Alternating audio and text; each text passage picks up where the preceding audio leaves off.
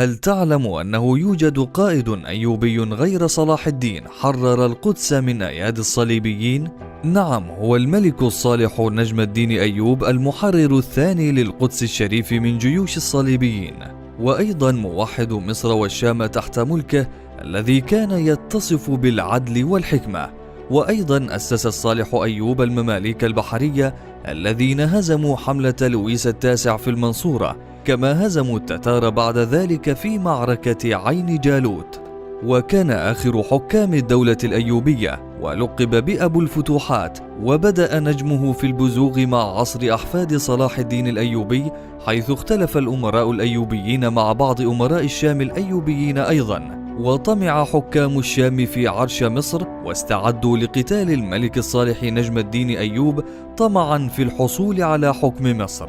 ووصل الأمر إلى أسوأ أشكال الخيانة عندما تحالف الأيوبيين مع الصليبيين لحرب الملك الصالح أيوب سنة 641 هجرية، مقابل أن يتنازل أمراء الشام الأيوبيين عن بيت المقدس للصليبيين. وبالطبع هذا تصرف لا يوصف سوى بالخسة والخيانة والندالة والعمالة وبيع الدين بعرض قليل من متاع الدنيا.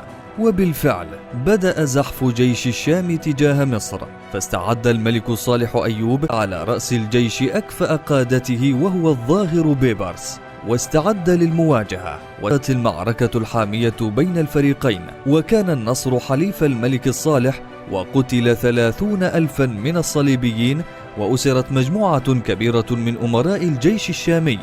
وانطلق جيش الملك الصالح أيوب وحرر القدس وأعادها مرة ثانية لأحضان المسلمين، واستعاد أيضا طبرية وعسقلان، ووحد مصر والشام من جديد. ولم يثبت معه في هذه المعارك إلا جيشه الأساسي الذي أتى به من مصر، وعلى رأسه قائده المحنك ركن الدين بيبرس. القصة تعود إلى سنة 1244 حين نجح الصالح نجم الدين أيوب حاكم مصر في استرداد بيت المقدس من إيد الصليبيين، فقرروا تجهيز حملة عسكرية جديدة للانتقام من مصر.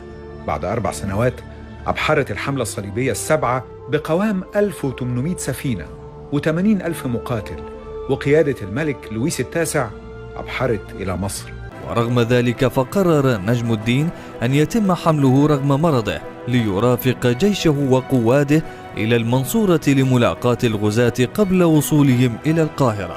وكانت المواجهة هي الشغل الشاغل للملك الصالح وهو في أنفاسه الأخيرة، وجعل على رأس الجيش أكفأ قادته وهو الظاهر بيبرس، واستعد للمواجهة. وكانت المواجهة هي الشغل الشاغل للملك الصالح وهو في أنفاسه الأخيرة، ولو لم يكن له محاسن غيرها لكفته وزيادة كما قال المؤرخون.